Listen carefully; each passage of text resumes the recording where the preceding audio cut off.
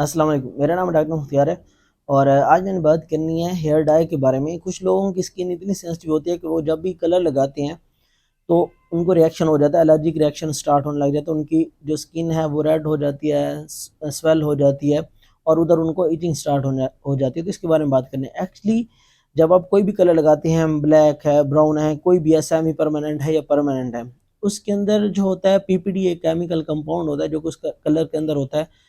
Basically वो जब आपकी स्किन के साथ एक्सपोज होता है तो आपकी स्किन के अंदर एक एलर्जिक रिएक्शन स्टार्ट हो जाता है, जिसकी वजह से आपको स्वेलिंग, इन्फ्लेमेशन, इचिंग वगैरह उधर महसूस होती है अपने स्कैल्प के ऊपर, या रेयर केसेस में आपके आईलिड, आपका फेस, इवन आपका थ्रोट, और मतलब बहुत ज़्यादा जो है वो रिएक्शन फैल जाता है।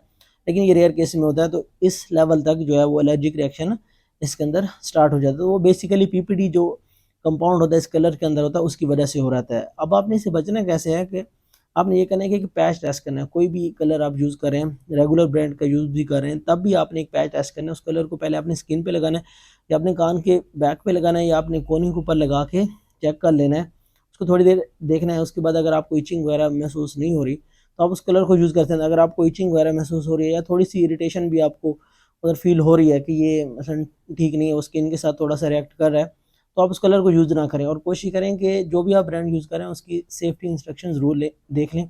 ज़्यादा देर तक कलर को आपने लगाए नहीं रखना। जितना टाइम है उतनी देर बाद आपने उसको वॉश ज़रूर करना है। अगर माइल्ड सा रिएक्शन हो रहा है, थोड़ी बहुत इतनी इरिटेशन हो रही है, तो आप कलर को फ़ौरन जो है कलर लगाने के बाद 48 घंटे बाद भी अक्सर लोगों को सिम्टम्स आ रही होती हैं, तो वो फ़ौरन से आपने कलर जो है वो रिमूव करना है। और उसके बाद क्या करना है कि आपने एक माइल्ड शैम्पू से उसको अच्छे से धो लेना है। इमोलेंट भी आप यूज़ कर सकते हैं, कोई भी इमोलेंट क्रीम आप यूज़ कर सकते हैं। अगर ज़्यादा मसलन इन्फ्लेमेशन हो गई है, या आपको उधर रेडनेस रेडिश जो है आपको थोड़ा सा अपीयरेंस नज़र आ रही है, तो आप उसके लिए स्टेरॉइड क्रीम भी यूज़ कर सकते हैं, लेकिन बहुत कम टाइम के लिए, क्योंकि ये स्किन एक्चुअली थिन कर देता है आपको स्टेरॉइड क्रीम।